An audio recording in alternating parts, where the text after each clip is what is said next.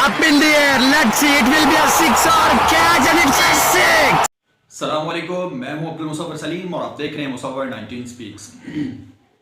नाजरीन, मंजिलें हमेशा बहादुरों का इस्तकबाल करती हैं, बुज़दिलों को तो रास्ते का खौफ मार देता है। पाकिस्तान और इंग्लैंड की कहानी भी कुछ इस तरह से है और पाकिस्तान दूसरी दफ़ा जो है वो होम कंडीशंस के अंदर टेस्ट मैच हार गया है और इस टेस्ट मैच की हार की जिम्मेदारी कौन कबूल करेगा? बल्लेबाज करेंगे या बॉलर करेंगे या टीम मैनेजमेंट करेगी या फिर हमारी जो है वो चेयरमैन जो है हमारे बोर्ड के वो करेंगे? कौन करेगा? आखिर कौन जिम्मेदार है इस शिकस्त का?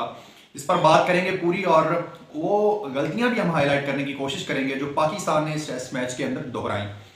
सबसे पहले आप इस चैनल को सब्सक्राइब कर लें और बेल आइकन का बटन दबाना मत भूलिएगा ताकि क्रिकेट से जुड़ी हर खबर आपको पहुंचती रहे बर वक्त। जी, 5 दिन का टेस्ट मैच रावलपिंडी के अंदर शुरू हुआ। पहले 2 दिन तो ऐसे ही लग रहा था कि जैसे ये बिल्कुल वही सिचुएशन है जो ऑस्ट्रेलिया वाली हुई है और बिल्कुल वही सिचुएशन ही होनी थी और लेकिन ये टेस्ट मैच बचा लिया बेन स्टोक्स ने और मेरे ख्याल में इंग्लैंड की मैनेजमेंट ने, वरना अगर ये पाकिस्तान के हाथ में ही रहता, ड्राइविंग सीट पर अगर पाकिस्तान होता तो इसका नतीजा ड्रा की शक्ल में ही निकलना था, कोई नतीजा नहीं निकलना था। इसकी वाज़ेह मिसाल आप पिछले साल ऑस्ट्रेलिया के खिलाफ होने वाला टेस्ट मैच भी आप देख सकते हैं। उस वक्त भी सेम ही ये ट्रैप था, लेकिन मेरे ख्याल में इसको नतीजा खेज बनाने में और पाकिस्तान की इस पिच को डीमेरिट पॉइंट मिलने से बचाने में हमें इंग्लैंड का शुक्रगुजार होना चाहिए।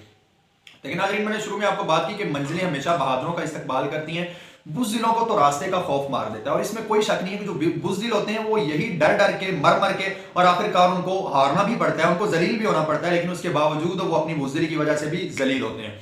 इसकी वाज़ेह मिसाल अगर मैं यहाँ पर पाकिस्तान क्रिकेट टीम को कहूँ तो ये गलत नहीं है। जब इनसे पूछा गया कि आप इतनी फ्लैट पिचेस बना क्यों रहे हैं, तो जवाब ये मिला कि हमारी बैटिंग का कोई भरोसा नहीं है और किसी टाइम भी ये उलट पुलट हो सकती है, तो हमने इसलिए फ्लैट पिचेस बनाई। इसका मतलब है कि हमारा माइंड सेट ही ड्रॉ करने वाला था।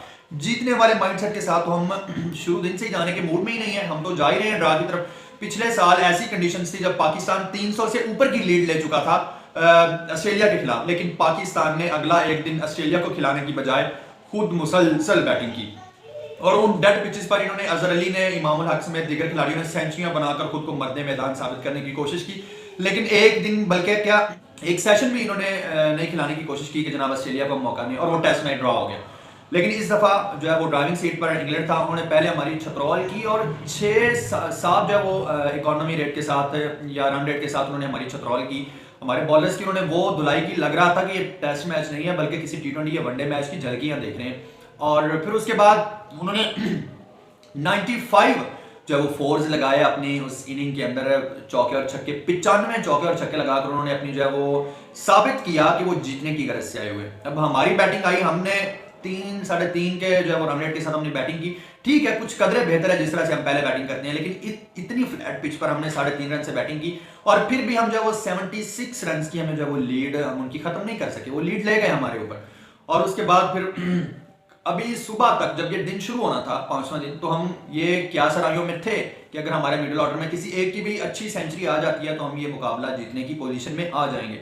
यहाँ पर मैं मिसबा को दाद देना नहीं भूलूंगा। मिसबा उल हक ने कभी भी होम कंडीशंस में कोई टेस्ट सीरीज लूज नहीं की। वो कम से कम जितनी बड़ी टीम है उसको ड्रॉ करने में कामयाब तो हो जाते हैं, लेकिन ऑस्ट्रेलिया और इंग्लैंड जैसी बड़ी टीमों को उन्होंने तिगनी का नाच नचाया जनाब। होम सीरीज के अंदर उनको व्हाइट वॉश करके वो भेजते रहे, ये मिसबा की खासियत थी। मिसबा को हमने बहुत ज्यादा मशहूर किया कि वो डिफेंसिव अप्रोच का कैप्टन है, डिफेंसिव अप्रोच का कैप्टन है, लेकिन जहां पर हमें जरूरत पड़ी उन्होंने as a captain attacking decision भी लिए, जिसका नतीजा हमें ये मिलता था कि हम कोई भी होम सीरीज नहीं आ रहे उनकी कैप्टनसी में। लेकिन अब सिचुएशन समझ से बाहर है कि हम बैटिंग पिचेस बनाकर क्या ये समझ रहे हैं कि हमारे बल्लेबाज उस पर 400 रन बना लें? तो क्या अगर आपकी बैटिंग इतनी काबिल नहीं है कि वो किसी मुश्किल पिच पर बैटिंग कर ले, तो जो अगली टीम है इसका मतलब है आप उस पर 400 बनाने का ख्वाब देख रहे हैं, तो वो तो 600-700 आपको मारेगी मारेगी।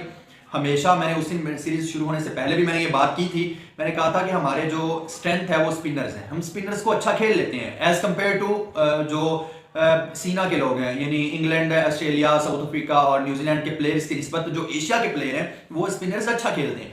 तो हमें स्पिनर ट्रैक की तरफ जाना चाहिए, हमें स्पिनर ट्रैक बनाने चाहिए, हमारे अच्छे स्पिनर्स होने चाहिए। यासिर शाह को मैंने कहा था कि ड्रॉप करना एक बहुत बड़ी गलती है, वो एक्सपीरियंस्ड स्पिनर है, हमें स्पिनर पिचेस तैयार करके यासिर शाह जैसा खिलाड़ी खिलाना चाहिए। और उसके अलावा मेरे ख्याल में साजिद अगर होता तो वो और भी था, लेकिन अगर हमारे पास इमरान अहमद मौजूद है तो मैं ये समझ रहा हूँ कि मोहम्मद जाहिद की बजाय या जाहिद महमूद की बजाय हमें इमरान अहमद के साथ जाना चाहिए था। वो बहुत उम्दा बॉल करते हैं, गेंद जो है वो दोनों तरफ प्रॉपर स्पिन करते हैं जो इमरान अहमद है।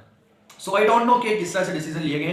अब बात कर लेते हैं हम अपने फास्ट बॉलिंग पे। तो हारिस राउफ का पहले दिन से ये कह रहे हैं कि no doubt he is a wonderful bowler, उसने बहुत उम्दा परफॉर्मेंसेस की हैं अभी T20 के अंदर, उसके अलावा बाकी वनडे के अंदर, लेकिन वो अभी तक टेस्ट क्रिकेट का मटेरियल नहीं बन पाया। आपने उसके फर्स्ट क्लास मैचेस में वो बहुत मतलब उसकी कोई परफॉर्मेंस नहीं है, तो मेरे ख्याल में यही बेहतर था कि हम उसको पहले जो फर्स्ट क्लास खेलने देते, लेकिन अब वो इंजरी हो गए तो मेरे ख्याल में उसकी जगह में अमीर हमजा या तो मोहम्मद अब्बास में से किसी एक को पिक करना चाहिए। और मेरे ख्याल में मैं फिर वही कहूंगा कि जो यकीन की राह पे चल पड़े, उन्हें मंजिलों ने पनाह दी, जिन्हें वसवसों ने डरा दिया, वो कदम कदम पर बहक गए। और हमारी सिचुएशन बिल्कुल ऐसी थी, हम कदम कदम पर डर रहे थे, हम हार जाएंगे हम हार जाएंगे। यार इंग्लैंड की अप्रोच चेक करें, 343 रन जिस तरह से ये पिच थी और जिस तरह की कंडीशंस थी, कोई भी टीम मेरे ख्याल में ड्रॉ करने का रिस्क ना लेता। लेकिन इंग्लैंड के लिए आई थिंक हैट्स ऑफ, और वेल डिजर्व्ड उन्होंने ये विक्ट्री हासिल की है। वो बिल्कुल इस चीज के हकदार थे। अब इस शिकस्त का जिम्मेदार कौन है ये आप हमें बताइएगा। मुझे जो लगता है इस शिकस्त के जिम्मेदार जो है वो पूरी मैनेजमेंट के साथ साथ उतना ही पीसीबी है, जिन्होंने इस तरह अप्रोच बनाई टीम की कि हम ड्रॉ की तरफ जाएंगे, हमारे प्लेयर जो है वो सही खेल नहीं पाते मुश्किल पिचेस पर। और यहाँ पर मैं अजहर अली को मेंशन करना नहीं भूलूंगा, यार आपने इतनी लंबी टेस्ट क्रिकेट खेल ली है, आपके पाए का मेरे ख्याल में जितनी आपने टेस्ट मैचेस खेल ली हैं, मेरे नहीं ख्याल में कोई वो प्लेयर पड़ता कि जो अब इंटरनेशनल लेवल पर आप जितने मैच खेलकर अभी भी टेस्ट मैच खेल रहा हो, शायद रूट हो लेकिन उसके भी मैचेस आपसे शायद कम ही हो, या वो हो सकता है इक्वल हो अजहर के, लेकिन बाकी तकरीबन जो है वो जितने भी प्लेयर हैं वो इस वक्त कम मैचेस खेले हुए हैं अजहर अली से। और अजहर अली की कोई खातिर खा परफॉर्मेंस नहीं है जब से मिसबा और यूनुस टीम से चले गए हैं, और इन्होंने कोई मैच विनिंग इनिंग नहीं खेली। एक दो इन्होंने सेंचुरियां की हैं, लेकिन उस कंडीशंस में जब बाकी भी रन्स की बहती गंगा में हाथ धो रहे थे तो वहां पर इन्होंने भी धो लिए। तो ये अजहर अली को सोचना पड़ेगा अपने हवाले से कि उन्होंने किस तरह से अपने करियर का इख्तिताम करना है, या वो किस तरह से टीम के साथ चल सकते हैं। ये फैसला जो है वो देखना पड़ेगा सबको। तो यही थी आज की जो सिचुएशन है, जिस तरह से इंग्लैंड ने ये मैच जीता है वो डेफिनेटली दाद के मुस्तहिक हैं, और हमारी मैनेजमेंट हमारी टीम सबसे जो बुरी बात है वो हम पुअर अप्रोच की वजह से टेस्ट मैच हारे हैं। उम्मीद है आपको कोई मेरी बातों से किसी हद तक इत्तेफाक होगा, लेकिन आप इख्तलाफ भी कर सकते हैं। बहरहाल मिलते हैं इंशाल्लाह नेक्स्ट वीडियो में, तब तक के लिए आप मुझे दीजिए इजाजत। अल्लाह के बाद।